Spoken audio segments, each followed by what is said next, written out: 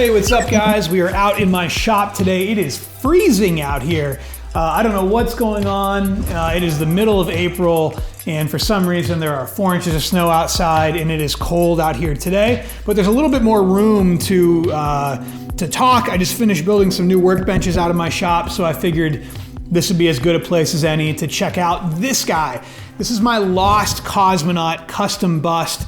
Man, this thing was fun to build. During the end of the space race, there were a lot of reports about the Soviet Union sending cosmonauts up in these rickety ships, trying to beat us to the moon, and a lot of those cosmonauts dying in the process, either exploding during launch or kind of burning up upon re-entry. I don't know how many of those stories have ever been verified, if any, but the lore surrounding them is crazy and fun. I love a good Lost Cosmonaut story.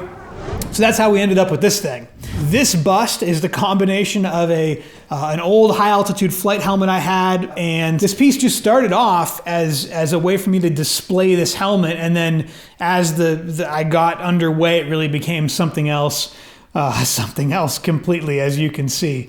You'll also notice, for you real science fiction nerds out there, you're gonna notice some influences from the movie The Last Days on Mars, in the way the face is done with the kind of retracted gums and zombified look. So let's get into this and talk about what it's made from, and just give you guys an idea what's hiding behind the curtain here. I don't do a ton of sculpting. I know I've talked about that before. I really kind of tinker in paint and finishing. I will do builds as I kind of need to, but I don't do a lot of full-blown sculpting. So when it came time to make this bust, I knew I wanted to work with at least some found parts. The core of this is a foam latex zombie bust, like that you would see at a Halloween, that I had around. It's been modified, obviously, but that's kind of the core. It's been reinforced with some wood and dowel rods inside to support the weight of the flight helmet. Because this is a real helmet, it's pretty heavy, and foam latex, you want to make sure you're not putting a lot of pressure and a lot of burden on it to hold up that weight. One of the beautiful things about using a real deal helmet is that you get all the functioning mechanics. Oh, that seal is so fulfilling. That is an airtight seal when that thing closes, and you can tell. All right, guys, check these teeth out. These teeth are crazy. Look at these chompers.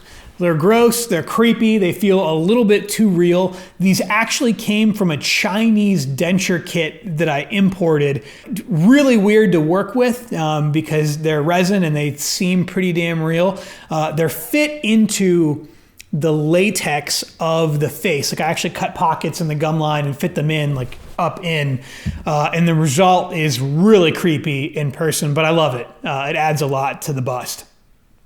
So a lot of parts on the jacket actually came from an old scuba vest, which I kind of tore apart and salvaged bits and pieces from. If you guys are looking for weird space-ish greeblies, that is an awesome spot to find them. Scuba vests always have different ports and connections and hoses and pockets and things that come in really handy if you're willing to tear it down and kind of harness the bits and pieces.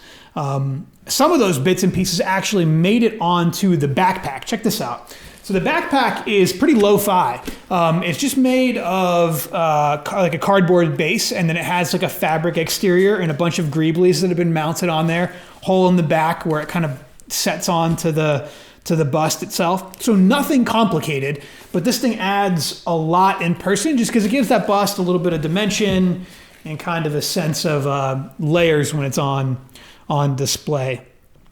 The jacket itself looks complicated. I promise you, it is also super DIY and low tech.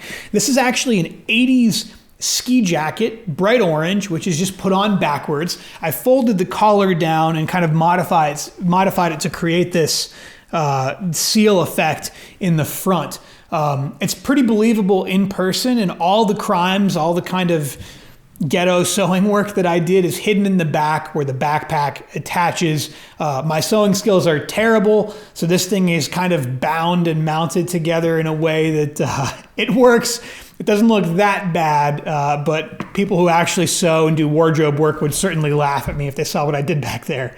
Anyway, so that's the jacket. Part scuba vest, part 80s ski jacket, mounted and kind of modified to give the right the right look.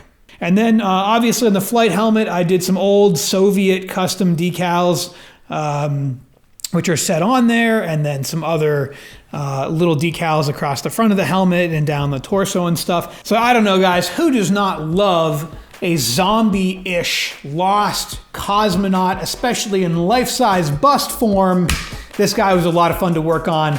I hope you dug the video. Please like and subscribe if you want to see more videos like this. Please, in the comments, guys, let me know what type of content you would like to see. I want to keep making content that you want to watch. So let me know what you guys want to see, and we'll shape things up around the feedback that we get. Thank you so much for watching today, and we'll see you next time. Later.